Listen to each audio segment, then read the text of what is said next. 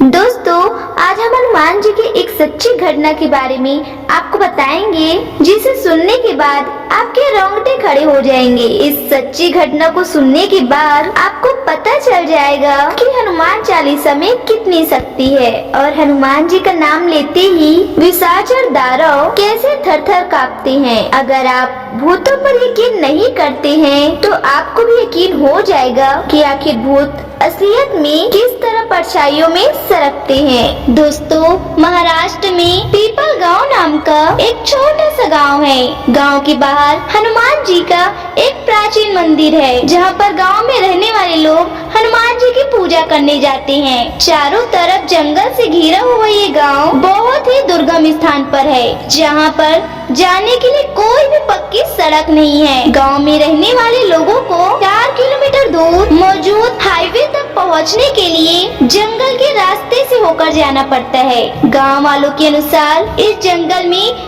कई प्रकार की दुष्ट शक्तियों का वास है। साथ ही यहाँ पर कई तांत्रिक क्रियाएं भी होती आई है, इसलिए जंगल में कोई भी अकेले नहीं जाता। कई बार तो जंगल के रास्ते से जाते समय लोगों पर बुरी शक्तियों का प्रभाव पड़ जाता है या फिर आत्माओं द्वारा पीछा करने की घटनाएं दिखाई देती है। जैसे ही वो हनुमान मंदिर के समक्ष आते हैं तो ये बुरी शक्तियाँ उनका पीछा छोड़ देती है। इसी कारण गांव के लोगों ने हनुमान जी के चमत्कारों का कई बार अनुभव किया है। हनुमान जी के मंदिर के कारण कोई भी बुरी शक्ति गांव में प्रवेश नहीं कर सकती। इस वीडियो में ऐसे ही एक चमत्कार के बारे में हम आपको बताएंगे। दोस्तों, उसी गांव में रहने वाले माधव के साथ एक ऐसा हादसा हुआ था जब हनुमान जी ने स्वयं उसकी रक्षा की थी। माधव गांव में अपने माँ बाप के साथ रहता था। वह हनुमान जी के मंदिर में जाकर रोज पूजा करता था। हनुमान जी की कृपा के कारण सब कुछ कुशल मंगल था। माधव मेहनती व्यक्ति था, इसीलिए वो रोज कमाकर अपने परिवार का पेट पालता था।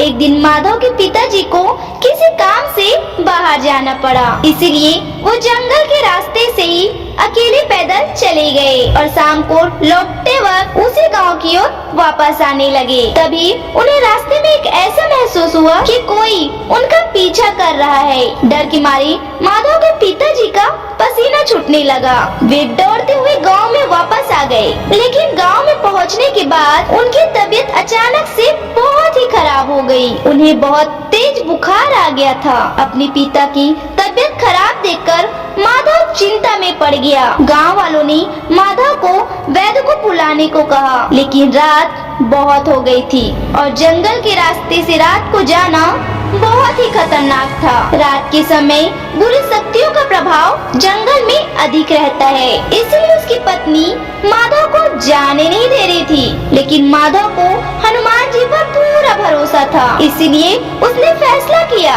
कि वो वैद्य को लाने के लिए रात को ही जाएगा। माधव अपनी साइकिल लेकर रात के समय ही निकल पड़ा।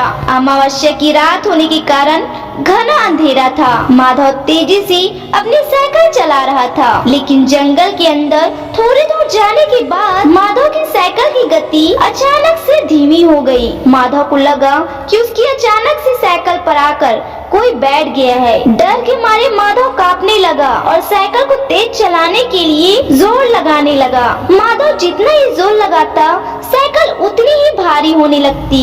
थोड़ी दूर जाने के बाद अचानक से कुछ टूटने की आवाज आई और साइकिल रुक गई। माधव ने साइकिल से उतरकर देखा कि साइकिल का टायर फट गया है, तो माधव खींचते हुए साइकिल को ले गया। तभी अचानक से उसे किसी ने आवाज लगाई, रुक जा माधव, मैं तुझे आगे जाने नहीं दूंगा। तेरा बाप मेरा दोस्त है और मैं तुझे उसकी जान नहीं बचाने दूंगा। माधव ने पीछे मुड़कर देखा तो वहाँ पर कोई नहीं था। माधव ने कहा, कौन हो तुम? सामने आ जाओ और मेरे पिताजी से तुम्हारा क्या काम है? तभी अचानक से एक डरावने वाला व्यक्ति सामने आया। डर के मारे माधव के पसीने छूट गए। माधव ने चिल्लाते हुए कहा, मेरी रक्षा के लिए हनुमान जी हैं, तुम जो भी हो यहाँ से चले जाओ। यह देखकर प्रेत आत्मा जोर जोर से हंसने लगी। माधव ने अपनी दोनों आंखें बंद की और हनुमान चालीसा का पाठ करने लगा। आसमान से जोरदार बिजली कड़की और जंगल का वातावरण शांत हो गया। माधव ने अपनी आंखें खोली तो वो वेद आत्मा वहाँ से जा चुकी थी। फिर माधव दूसरे गांव में वेद को जाकर लेकर लौट आया और हनुमान जी के मंदिर का सिंदूर अपने पिता के मस्तक पे लगाया। उसके पिताजी भी पूरी तरह से ठीक हुए और गांव वालों ने मिलकर हनुमान जी को नमस्कार किया। आज भी गांव वाले हनुमान जी को बहुत मानते हैं। तो दोस्तों, ये घटना आप लोग को कैसी लगी हमें कमेंट बॉक्स में जरूर बताएं। हनुमान जी के भक्त कमेंट में जय श्री राम अवश्य लिखें। धन्यवाद।